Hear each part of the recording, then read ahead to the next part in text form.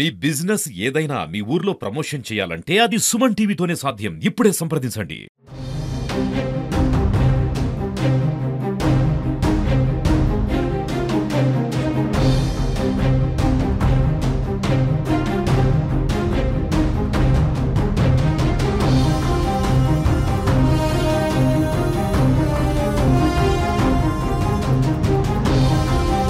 పేల్గామ గ్రామానికి వెళ్లిన టూరిస్టులు వెళ్లారు. దేశవ్యాప్తంగా వెళ్లిన టూరిస్టుల మీద అమాయకంగా 40 మందిని కాల్చడం, దాంట్లో 24 మంది అక్కడికక్కడే మరణించడం ఈరోజు చాలా బాధగా ఉంది. ఉగ్రవాదులు ఇంకా రెచ్చిపోతున్నారు. ఉగ్రవాదులు అరికట్టాలి. నిజంగా ఈ ఉగ్రవాద తత్వాన్ని అణిచివేయాలని కేంద్ర ప్రభుత్వాన్ని అడుగుతున్నాం.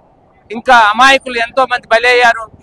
వాళ్ళేదో సమ్మర్ సీజన్ లో వారి సుఖ సంతోషాల కొరకు సమ్మర్ వెకేషన్ కొరకు పిల్లలతో వెళ్ళటం, అందులో మగవారిని పేర్లను ఎవరు నీ పేరు అడిగి పేర్లు వైజ్గా వాళ్ళని చంపడం అనేది నిజంగా చాలా బాధాకరం.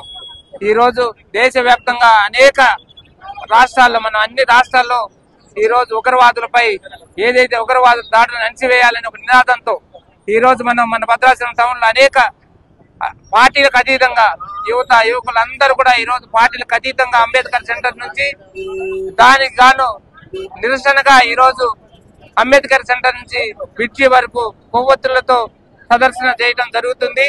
దీనికి వచ్చిన పెద్దలందరికీ, మరి మీడియా మిత్రులకి ఈ నినాదం కాశ్మీర్ వరకు, ఢిల్లీ వరకు వెళ్ళాలి. ఉగ్రవాదుల్ని అంచివేసే వరకు నిజంగా అక్కడ ప్రతి ఉగ్రవాదుల్ని ఏరివేయాలి. గతంలో కూడా అనేక ఆర్మీలో కూడా కాశ్మీర్ లో జరిగింది. కాశ్మీర్ అప్పుడు కూడా మన తెలుగు రాష్ట్రాల్లో ఉన్న చాలా మంది ఆర్మీలో పనిచేస్తున్న ఆర్మీ పీపుల్ కూడా చనిపోవడం జరిగింది.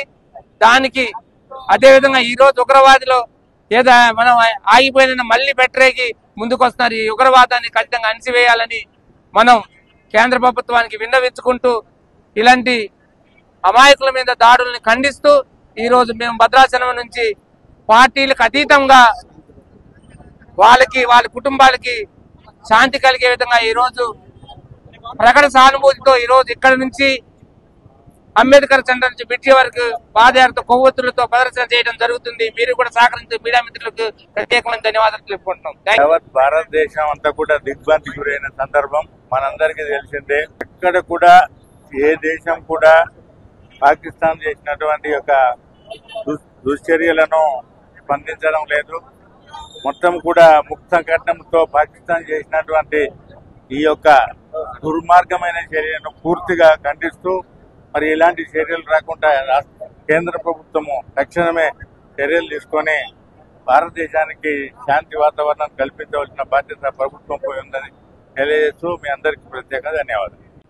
మొన్న జరిగినటువంటి జమ్మూ కాశ్మీర్లో ఉగ్రవాదులు మరి జమ్మూ కాశ్మీర్లో ఉన్నటువంటి పర్యాటకుల మీద, భారత పర్యాటకుల మీద దాడి చేయటం తీవ్రంగా ఖండిస్తా ఉన్నాం.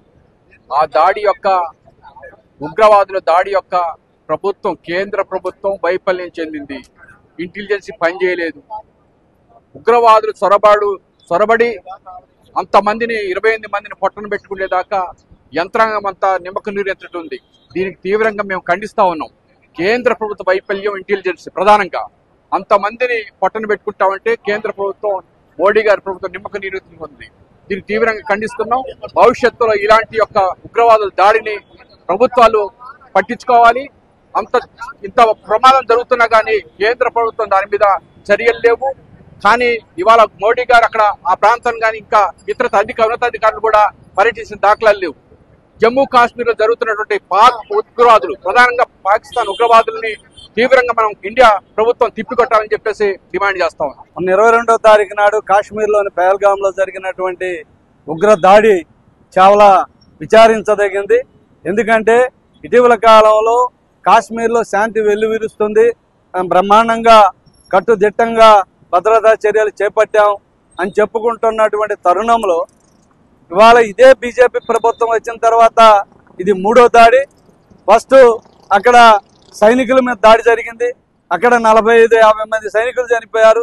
అదేవిధంగా మధ్యలో ఇంకోసాట దాడి జరిగింది. ఇప్పుడు 3వది ఈ సంఘటన జరిగింది. దీనికి ప్రధాన కారణం ఏంటంటే భద్రతా వైఫల్యం. అక్కడ సుమారుగా అక్కడ ఉన్నటువంటి ప్రజలు చెప్పేది 500 నుంచి 600 మంది దాకా యాత్రికులు అక్కడ ఉన్నారు. కనీసం ఒక్క భద్రతా బలగం సైనికుడు కూడా ఆ ప్రాంతంలో కనపడినటువంటి పరిస్థితి లేదు. ఎందుకంటే ఇవాళ కాశ్మీర్ అంటేనే అది పాకిస్తాన్ బోర్డరు, ఉగ్రవాదులకి నిలయంగా ఉన్నటువంటి ప్రాంతం. అటువంటి ప్రాంతంలో ఇంతమంది యాత్రికులు ప్రయాణం చేస్తూ వాళ్ళు అంతా సరదా గడపడానికి వస్తే వాళ్ళ మీద ఉగ్రమూక దాడులు చేయటం, అది కూడా ఒక మతాన్ని ఎంచుకొని దాడి చేయటం అనేది దీన్ని సిపిఎం పార్టీగా మేము తీవ్రంగా ఖండిస్తున్నాం. ఇదే మతం రంగు పులుముకొని వ్యవహారం చేసే రాజకీయాలు చేసే వాళ్ళు అదే అక్కడ ఉన్నటువంటి ముస్లింస్ అక్కడ పోయిన వాళ్ళు చెప్తా ఉన్నారు, మమ్మల్ని ముస్లింస్ చాలా మంది మమ్మల్ని కాపాడారు, రక్షించారు, ఇవాళ మేము బతికున్నామంటే అక్కడ ముస్లింసే కారణం అని చెప్తున్నారు. అంటే ముస్లింస్ అంటే ఉగ్రవాదులు ఉన్నారు, మంచి వాళ్ళు ఉన్నారు, అలాగే అన్ని మతాల్లో కూడా ఈ టైపు వాళ్ళు ఉంటారు. కాబట్టి ఇటువంటి ఉగ్రదాడుల్ని ఖండించే దాంట్లో ప్రధానంగా కేంద్ర ప్రభుత్వ బలగాలు లేకపోవడం వైఫల్యం. ఇవాళ ఒక ఆర్మీ ఆఫీసర్ చెప్తున్నాడు 1,40,000 మంది సైనికుల్ని ఈ మధ్యకాలంలో రిక్రూట్ చేయాలట. కానీ ఇవాళ ఈ ప్రభుత్వం వచ్చిన తర్వాత అగ్నివీర్ అనే పథకం పెట్టి ఇవాళ సైనికులు రిక్రూట్ చేయకోకుండా కేవలం కాంట్రాక్ట్ పద్ధతిలో 4 ఏళ్లకే సైనికుడు పనిచేయాలంటే ఎవరు కూడా ముందుకు రానటువంటి పరిస్థితుల్లో ఇలా భద్రతా వైఫల్యం కొట్టొచ్చినట్టు కనపడుతుంది. ఏదేమైనా ఇవాళ మత సామరస్యం వర్ధిల్లాలి. ఇవాళ మతాలు, కులాలు, ప్రాంతాలకు అతీతంగా భారతదేశం ఒక లౌకిక దేశంగా వర్ధిల్లుతున్న ఈ స్థితిలో ఇటువంటి సంఘటన జరగడం చాలా విచారించదగింది.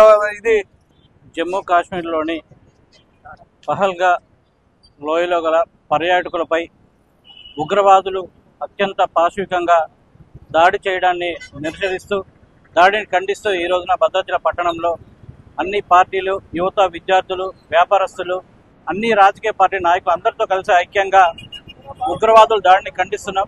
భవిష్యత్తులో పాకిస్తాన్ వాళ్ళకి భారతదేశం గట్టిగా బుద్ధి చెప్తుంది. ఖబర్దార్ ఖబర్దార్, పాకిస్తాన్ ఖబర్దార్, ఉగ్రవాదం నశించాలి. చనిపోయినటువంటి వారి కుటుంబాలకి ప్రగాఢ సంతాపం తెలియజేస్తున్నాము. భవిష్యత్తులో ఇటువంటి ఉగ్రవాదాన్ని అరికట్టే విధంగా కేంద్ర ప్రభుత్వం చర్యలు తీసుకోవాలని, ఆ వైపుగా అడుగులు వేయాలని చెప్పి ఈ సందర్భంగా మేము కేంద్ర ప్రభుత్వం డిమాండ్ చేస్తున్నాం. ఖచ్చితంగా భవిష్యత్తులో పాకిస్తాన్ లాంటి ఉగ్రవాదుల్ని భారతదేశంలో చూడబడకుండా కట్టుదిట్టం చేయాలని, భారతదేశాన్ని, భారతదేశ ప్రజల్ని కాపాడాల్సిన బాధ్యత కేంద్ర ప్రభుత్వమై ఉందని, ఖచ్చితంగా ఈ దాడిని దేశవ్యాప్తంగా ముక్త కంఠంతో ఖండిస్తున్నాం. ఖచ్చితంగా దేశంలో ఉగ్రవాదం నశించాలి అని చెప్పి ఈ సందర్భంగా కోరుతున్నాం.